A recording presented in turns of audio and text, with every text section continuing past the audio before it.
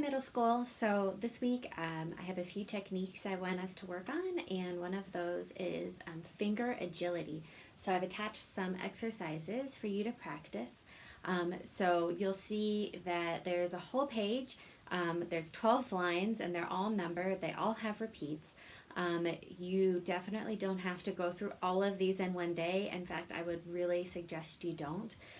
So do a couple lines a day if you're able to do 2 or 3 lines a day. So maybe you could practice lines 1 through 3 one day, then practice lines 4 through 6 the next day, and that way you can really make sure that you're learning them as best as you can. So you'll also see that there's just one big slur over the entire line, and when we first start, you can slur 8 notes, so 2 beats into a bow instead of how it's written. So let's just look at the first line, and I'll demonstrate a few of these things to you, but let's look at the first line then. So we're going to start out slowly. We're going to slur 2 beats together, and we just want to make sure that we're leaving our fingers down like this. So we're going to go instead of. So the reason that we're working on these agility exercises is so that we can get our fingers to go really quickly. So the way that we can really help ourselves here is if we're keeping our fingers close to the string. So you can see how my fingers are going to go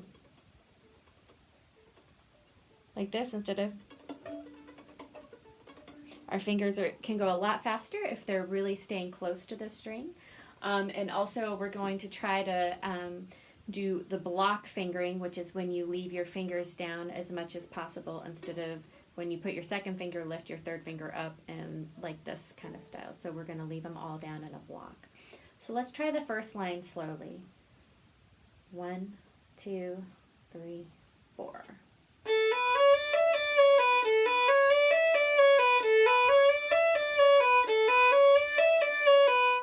Okay, and you can repeat it as much as you want. So then once you feel like you've got that, you can try it a little bit faster.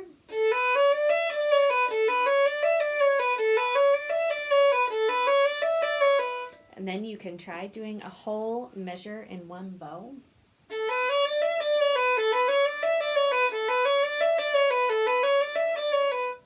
And then if you've got that, you can try to go even quicker and do the entire line in one bow.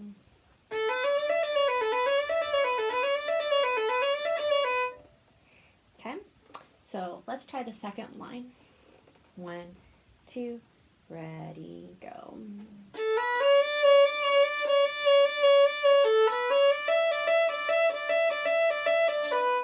So on that line, we want to make sure that we're still using these nice rainbow fingers. So you can see how I have a nice curve under my fingers when I'm leaving them on the instrument. And that there's a space underneath. And we want to feel like our fingers are very strong. You can hear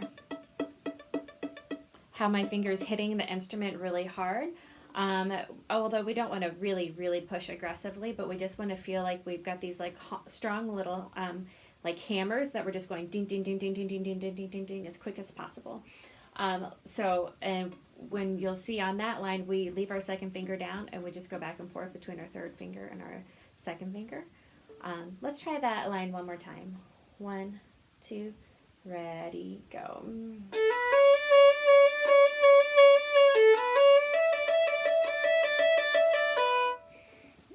Okay, so you can go through the entire page, as much of these as you feel like you can do.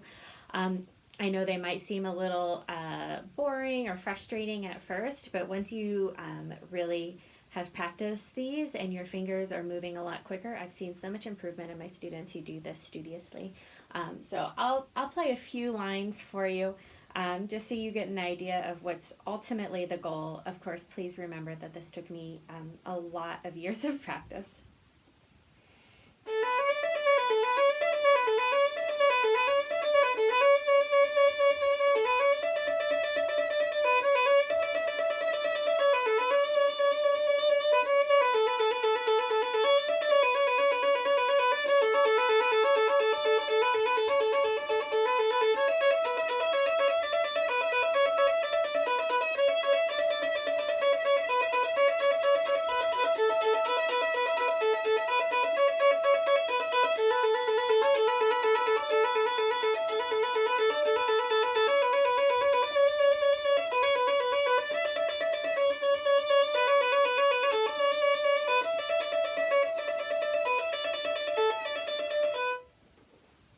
that's the whole first line. So you'll notice for that entire thing that I kept my bow very even and consistent, so we don't want to go like this. We want to make sure that for every section that we're using an even amount of bow, whether you're breaking your bow into every 2 beats or an entire measure or the entire line. And you'll notice when I play that whole line that my hand just stayed really, really calm. It was really strong, but it was really calm. You can practice these on any string, actually. So once you think you've got the finger pattern, you can take it over to the G string. This is the first line on the G string.